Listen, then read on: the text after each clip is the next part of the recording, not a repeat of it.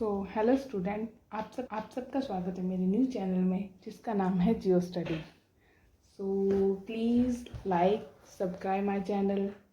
ये मेरा एक फर्स्ट वीडियो है, तो जो भी मिस्टेक हो तो आप थोड़ा सा इग्नोर कीजिएगा और हेल्पफुल रहिएगा। ये वीडियो जो है ये उन स्टूडेंट के लिए काफ़ी हेल्पफुल रहेगा जो अभी 11th और 12th में है, यानी 11th और 12th की बेसिक एनसीईआरटी से रिलेटेड है। ये उन स्टूडेंट्स के लिए भी हेल्पफुल रहेगा जो अभी ज्योग्राफी को बेसिक से पढ़ना चाहते हैं। ये उन स्टूडेंट्स के लिए भी काफ़ी हेल्पफुल रहेगा। अगर आपका कुछ भी सजेशन हो प्लीज़ कमेंट कीजिएगा मुझे। कमेंट सेक्शन में आपके जो भी सजेशन है वो मुझे दीजिएगा। ये वीडियो जो है वो एनसीईआरटी के फर्स्ट बुक फिज़िकल ज्योग्राफी से है, यानी भौतिक भूगोल के मूल सिद्धांत। ये फर्स्ट चैप्टर जो है ये वीडियो जो है वो उसी पर बेस्ड है, यानी 11th क्लास की जो एनसीईआरटी है 11th क्लास की जो एनसीईआरटी है उसका फर्स्ट जो चैप्टर है उससे लिया गया है भूगोल एक विषय के रूप में। अध्याय प्रथम भूगोलिक विषय के रूप में। अभी तक आपने जब भी भूगोल को पढ़ा है, सब्जेक्ट को पढ़ा है, तो वो 10th लेवल से, जब हम 10th लेवल की बात करेंगे तो 10th लेवल पर ज्योग्राफी जो है वो एसएसटी का पार्ट होता है। एसएसटी में हम इसको ऊपरी तौर पर पढ़ते हैं, पर जब हम इसको ऑप्शनल वे में पढ़ते हैं तो सबसे पहले हम ये जानने की कोशिश करते हैं, ये समझना ज़रूरी है कि ज्योग्राफी है क्या और ज्योग्राफी को हम पढ़े कैसे। यानी हर एक सब्जेक्ट, जैसे कि मैथ है या हिंदी है या इंग्लिश है, हर एक सब्जेक्ट को पढ़ने का एक अलग तरीका होता है। ज्योग्राफी को पढ़ने का तरीका क्या है, ज्योग्राफी हम क्यों पढ़ रहे हैं, ज्योग्राफी हमें समझना क्यों है और ज्योग्राफी हमारे कैसे यूज़फुल है। ये हम आज के इस चैप्टर में, यानी इस वीडियो में आज हम जानेंगे कि ज्योग्राफी को हम एक विषय के रूप में कैसे पढ़ सकते हैं या उसका एक तर्कपूर्ण तरीके से कैसे समझा जा सकता है। ज्योग्राफी को एक लॉजिकल वे में कैसे समझा जा सकता है, हम इस चैप्टर में जानेंगे। जब हम ज्योग्राफी की बात करते हैं तो हमें एक ग्लोब दिखाई देता है, यानी हम जब ज्योग्राफी को देखेंगे तो ज्योग्राफी एक ग्लोब है। अब ये ज्योग्राफी ग्लोब से हटकर उसके अंदर क्या क्या चीज़ें हैं और उसके अंदर हम क्या क्या पढ़ सकते हैं, ये सारी चीज़ें इस चैप्टर के अंदर हमें बताई गई हैं। बेसिकली ये मेरे नोट्स हैं। मैं आपको इस सब्जेक्ट के इस वीडियो में इस जो सब्जेक्ट का सार, इस जो चैप्टर का सार है वो मैं आपको ये बता रही हूँ, ठीक है। सबसे पहले ज्योग्राफी जो है वो पृथ्वी के भौतिक वातावरण तथा मानवीय क्रियाओं तथा उनके अंतर संबंध के विषय में जानकारी प्राप्त करेंगे। यानी इस लेसन में हम क्या करेंगे, पृथ्वी के भौतिक वातावरण, यानी पृथ्वी का जो भौतिक फिजिकल स्ट्रक्चर है, फिजिकल एनवायरनमेंट है, मानवीय क्रियाएं, यानी मानव का जो उसके प्रति क्रियाएं हैं, यानी मानव उसके साथ अडेप्ट कैसे हो रहा है, और उन दोनों के बीच में अंतर संबंध, यानी पृथ्वी के भौतिक वातावरण का और मानव की क्रियाओं का, इनके बीच में जो अंतर संबंध है वो ही भूगोल का एक विषय है। भूगोल के विषय में हम उसकी जानकारी करेंगे। भूगोल पृथ्वी तथा उसकी विशेषताओं तथा उससे संबंधित घटनाओं का एक व्यवस्थित अध्ययन है। व्यवस्थित अध्ययन यानी कि क्रमबद्ध अध्ययन, यानी पृथ्वी और उसकी विशेषताओं, पृथ्वी की कौन कौन सी विशेषताएं होंगी कि पृथ्वी जो है वहाँ पर जल की प्राप्ति होती है, हमें पृथ्वी में एनवायरनमेंट यानी कि वायुमंडल विद्यमान होता है। दूसरे ग्रहों पर वायुमंडल नहीं विद्यमान होता, वहाँ जल नहीं होता। ये पृथ्वी की खुद की एक विशेषताएं हैं। उनसे संबंधित घटनाओं का, यानी उनमें क्या क्या घटनाएं घटित हो रही हैं, उसका एक क्रमबद्ध और व्यवस्थित अध्ययन भूगोल है। भूगोल जो शब्द है, यानी ज्योग्राफी जो शब्द है वो जियो जिसका अर्थ है पृथ्वी और ग्राफी जिसका अर्थ है लिखना या वर्णन करना से मिलकर बना हुआ है। भूगोल जो है वो विभिन्न विषयों के अनुप्रयोगों के साथ एक एकीकृत अध्ययन का विषय है, यानी इंटीग्रेट डिसिप्लिन है।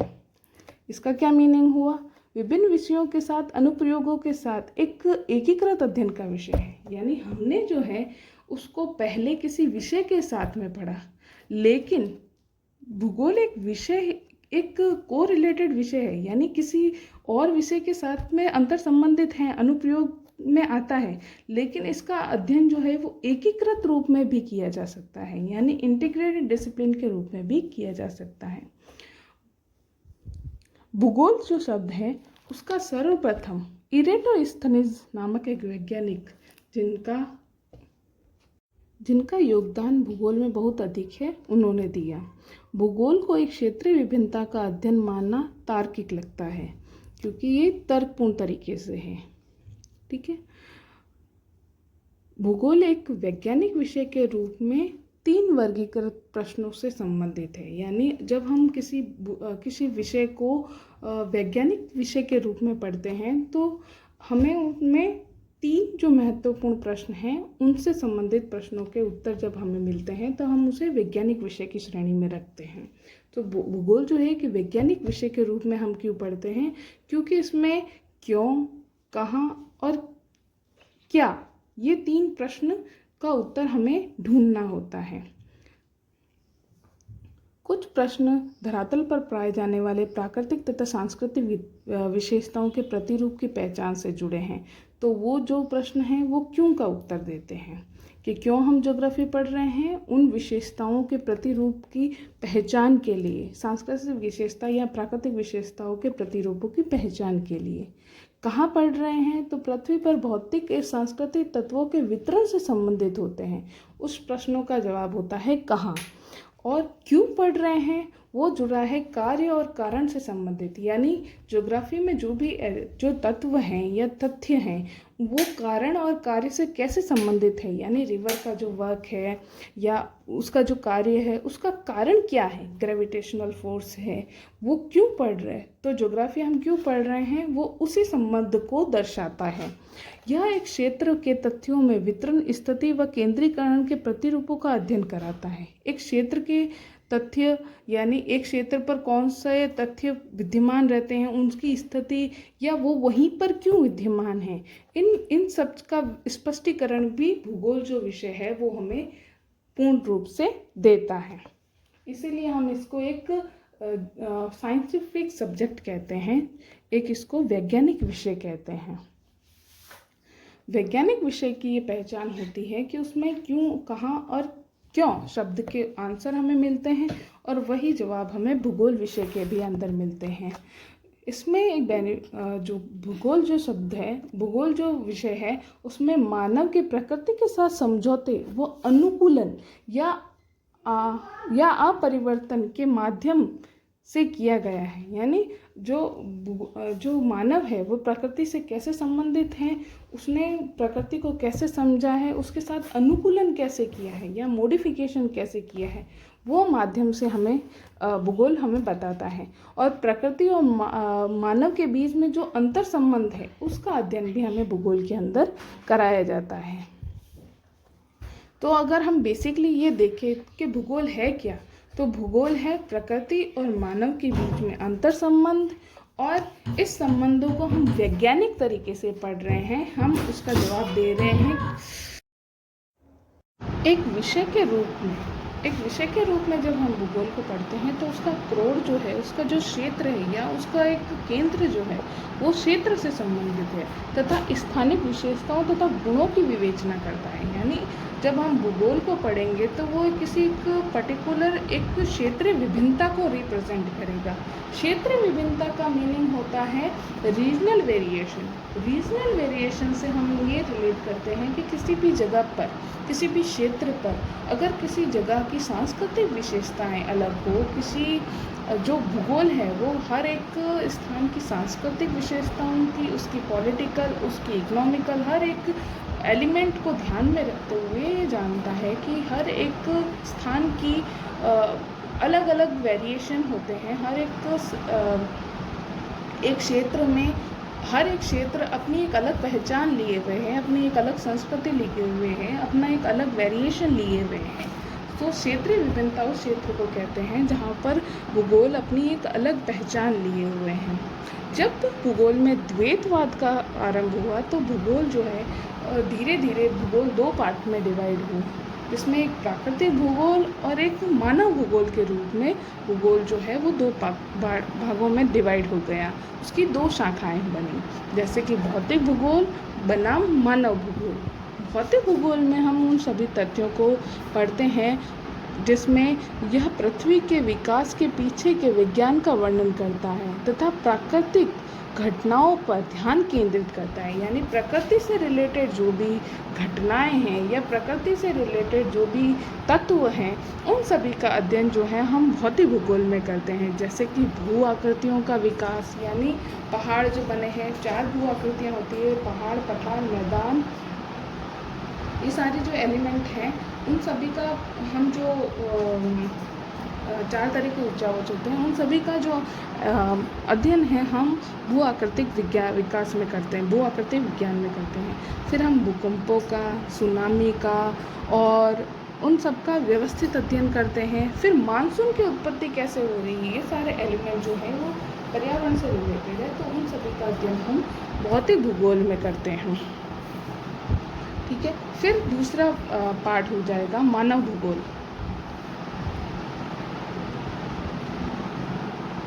मानव भूगोल में हम क्या पढ़ेंगे, मानव से रिलेटेड। जब ब्लास जो है या टेलर जो है, उन्होंने अपना एक मानव भूगोल के प्रति विश्वास जताया कि प्रकृति तो स्ट्रॉन्ग है ही, बट मानव का जो उसमें सहयोग है वो भी बहुत, हम उसको भी नकार नहीं सकते। यानी प्रकृति ने अपना वर्चस्व रखा हुआ है, पर मानव ने भी प्रकृति के साथ अपना वर्चस्व निभाया है। यानी उसने भी खुद को उसके अनुरूप अडेप्ट किया है, उसने अडेप्ट भी किया है और उसको मॉडिफिकेशन भी दिया है। यानी मानव ने प्रकृति के साथ समझौता यानी अनुकूलन भी किया है और उसको परिवर्तित करके खुद को उसके साथ जोड़ा भी है। तो मानव के जो कार्य हैं उनको भी हम नकार नहीं सकते। तो मानव के जो मुख्य कार्य जिसने प्रकृति के साथ अपने खुद को किस तरह से अडेप्ट किया है, इसको भी हम नकार नहीं सकते। तो मानव भूगोल में हम यह पढ़ेंगे कि यह एक महत्वपूर्ण क्षेत्र है जो मुख्य रूप से इस बात पर केंद्रित है कि स्थिति, स्थान व पर्यावरण किस प्रकार से मानव गतिविधियों की शर्तें तथा उसका परिणाम है। इस लाइन के अकॉर्डिंगली ये लाइन क्या कहती है कि स्थिति, स्थान व पर्यावरण किस प्रकार से मानव गतिविधियों की शर्तें हैं। यानी जो भी स्थान है, स्थिति है, वो मानव गतिविधियों की शर्तें हैं और उसका परिणाम है। यानी मानव का प्रकृति के ऊपर किस तरह का इम्पैक्ट पड़ रहा है, मानव ने प्रकृति को किस तरह से खुद के अनुकूल किया है, यह लोग उसके भौतिक वातावरण के बीच अन्योन्य क्रिया यानी गतिशीलता से संबंधित है।